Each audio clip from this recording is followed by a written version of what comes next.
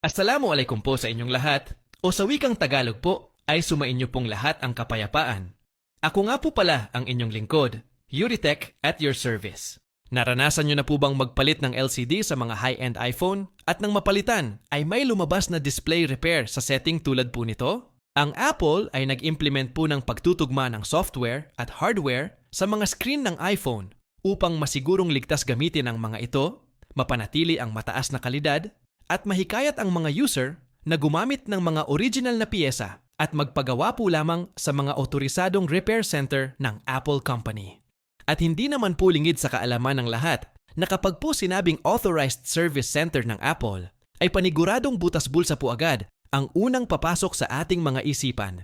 At talaga naman pong high price ang service fee at parts sa Apple Authorized Service Center. Kaya naman po ang mga Pilipino ay naghahanap ng mga alternative repair services na pasok sa kanilang budget. So, ang tanong po ng karamihan ay ano nga ba talaga ang epekto kung ang ating iPhone ay may repair display message after po natin magpapalit ng LCD? Mahalagang malaman po natin na either genuine, OEM, or Class A po ang ipapalit nating LCD sa ating iPhone ay lalabas at lalabas pa rin po ang repair display message sa setting ng ating iPhone.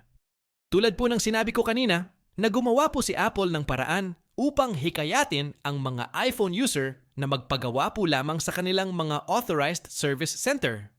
Para po sa akin ay this is purely marketing strategy po by Apple Company to earn more profit to their very own products. That little display message to our setting can trigger our curiosity, and eventually, it will turn to discomfort on our minds. But let me remind iPhone users, a repair display message in your settings does not automatically mean your LCD is fake. Likewise, not having this message does not necessarily mean your display is genuine. As a matter of fact, today's latest iOS version can fix repair display message, even we use genuine or aftermarket screen. But having the original display IC on our new installed screen gives better display quality, smoother touch, true tone support, and fewer compatibility problems compared to aftermarket LCD that don't have our genuine display IC. So ang tanong po, Yuritech, is it better to install the original display IC on newly aftermarket screen or okay lang kahit hindi na? This question ay hindi po masasagot ng simpleng yes or no lamang dahil nakadepende po ito sa sensitivity ng ating mga client. May mga kliyente po tayo na super maselan. At meron naman pong wala naman pake sa display repair or unknown parts na yan. Kung ang kliyente po natin ay very concerned sa mga lumalabas na messages sa setting, ay kailangan po natin ilagay ang display IC. But let me remind our clients na since hindi po simpleng trabaho ang paglilipat ng display IC sa bagong LCD at may kaakibat pa po ito ng pagkadelikado sa part naming mga technician, ay expect na po natin na mas mahal po ang service fee kumpara sa simpleng palit screen na lamang po.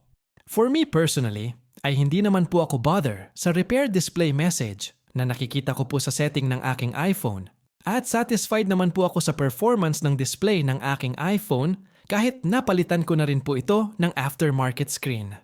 Pero kung ikaw po yung tipong maselan, ay much better na ipalagay nyo po sa inyong technician ang original display IC ng inyong genuine screen upang may peace of mind po kayo sa paggamit ng inyong minamahal na iPhone. Dahil at the end of the day po, ay peace of mind is everything. To answer the question po, kung mas okay po bang may display IC or wala ang bagong LCD natin, in general speaking po ay yes. Pero may kaakibat po itong additional price sa ating mga kliyente. At kung kayo naman po ay, katulad ko pong, hindi naman po sobrang maselan, ay kahit wala na po yung display IC na yan, ay palag-palag na po tayo dyan. Kung meron po kayong mga additional information about sa topic po nating ito or correction po sa aking mga sinabi, ay feel free to comment your question and opinions. I really love healthy conversation.